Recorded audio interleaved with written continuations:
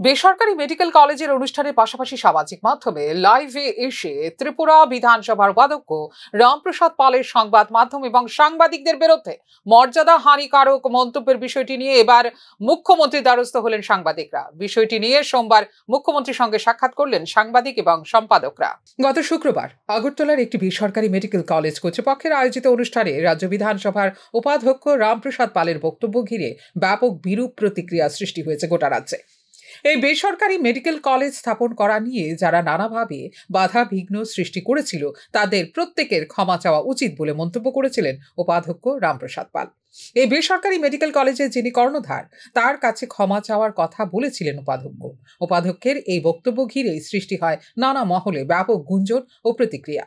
বিশেষ করে ওই অনুষ্ঠানে বক্তব্য রাখতে গিয়ে উপাধ্যক্ষ যেভাবে উক্ত মেডিকেল কলেজের কর্ণধার জনৈক মলয়পীঠের গৌরকীর্তন করেছেন তা নিয়েও প্রশ্ন উঠেছে বিভিন্ন মহলে।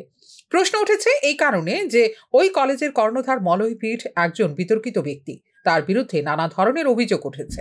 জাতীয় এবং স্থানীয় সংবাদ মাধ্যমে এই নিয়ে ধারাবাহিক তথ্যমূলক সংবাদ প্রকাশিত হয়েছে। ওই অভিযোগের ভিত্তিতে তদন্তকালে উক্ত মলয়পীঠকে সিবিআই একাধিকবার ডেকে জেরা করেছে। সব থেকে বড় কথা হচ্ছে এখনো তদন্তকারী সংস্থার কাছ থেকে ক্লিন চিট পাননি তিনি।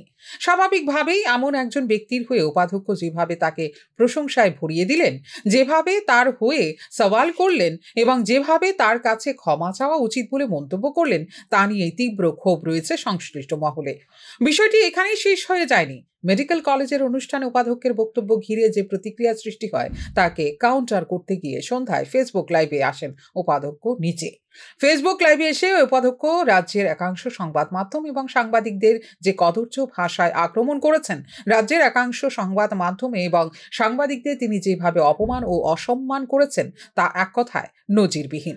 একজন জনপ্রতিনিধি যিনি মানুষের ভোটে জয়ী হয়ে উপাধ্যক্ষের মতো সম্মানজনক পদে আসীন হয়েছেন, তিনি এমন কর্দজ ভাষায় প্রকাশ্যে কথা বলতে পারেন, সংবাদ মাধ্যম ও সাংবাদিকদের এমন অসম্মান করতে পারেন, তা এক কথায় অবিশ্বাস্য। শুধু তাই নয়, তিনি যে সুরে কথা বলেছেন তা রীতিমতো হুমকি দেওয়া। সব থেকে বড় কথা হচ্ছে তিনি তার পদের মর্যাদা গরিমা কতটুকু রক্ষা করতে পারলেন প্রশ্ন উঠছে তা নিয়ে। সার্বিক বিষয় নিয়ে সোমবার মুখ্যমন্ত্রী ডাক্তার মানিক সাহার সঙ্গে সাক্ষাৎ করেন রাজ্যের বরিষ্ঠ সাংবাদিকরা। সাক্ষাৎ পর্বে পুরো বিষয়টি মুখ্যমন্ত্রীর সামনে তুলে ধরে এর বিহিত দাবি করেন সাংবাদিকরা। সাংবাদিকদের প্রতিনিধি দলে ছিলেন রাজ্যের বরিষ্ঠ সাংবাদিক সম্পাদক সুবল দে, সানিদীপ রায়, প্রণব সরকার, বিশ্বজিৎ ভট্টাচার্য, প্রতীক মহালনবিশ, সঞ্জয় পাল প্রমুখ। রাজ্যে এই প্রথম রাজ্য বিধানসভার এক মাননীয় সদস্য নন শুধু, তিনি উপাধ্যক্ষও বটে, মিডিয়াকে অত্যন্ত বাজেভাবে আক্রমণ করেছে, যারা অতীতে কোনোদিনই হয় না। এই বিষয়টি আমরা মুখ্যমন্ত্রীকে জানাতে এসেছিলাম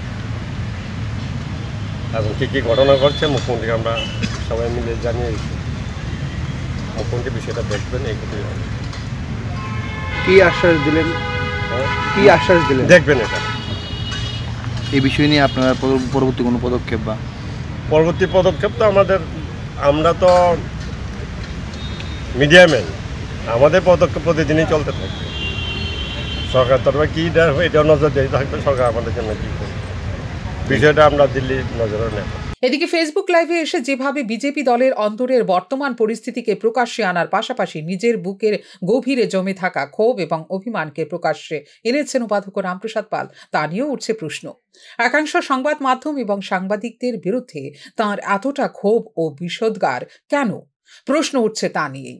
একাংশ সংবাদ মাধ্যম ও সাংবাদিকের যোগ্যতা নিয়েও প্রশ্ন তুলেছেন তিনি। প্রশ্ন তুলতেই পারেন, এতে কারো আপত্তি থাকার কথা নয়।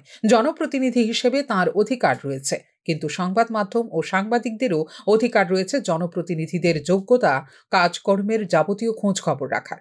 ফলে সব জনপ্রতিনিধির যাবতীয় বৃত্তান্ত, জন্মকুণ্ডলী থেকে শুরু করে সততা, বিশ্বাসযোগ্যতা, জনগণের আস্থা, কাজকর্ম সব তথ্যই নখদর্পণে রয়েছে সংবাদ মাধ্যম ও সাংবাদিকদের।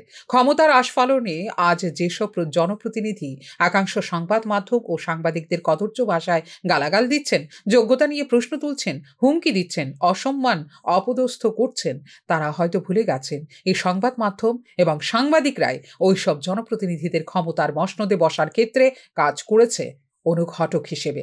ত্রিপুরা বিধানসভার উপাধ্যক্ষের এই ধরনের ভূমিকা দলের অভ্যন্তরে যেমন প্রশ্ন তুলেছে, তেমনি ব্যাপক প্রতিক্রিয়ার জন্ম দিয়েছে গোটা রাজ্যে।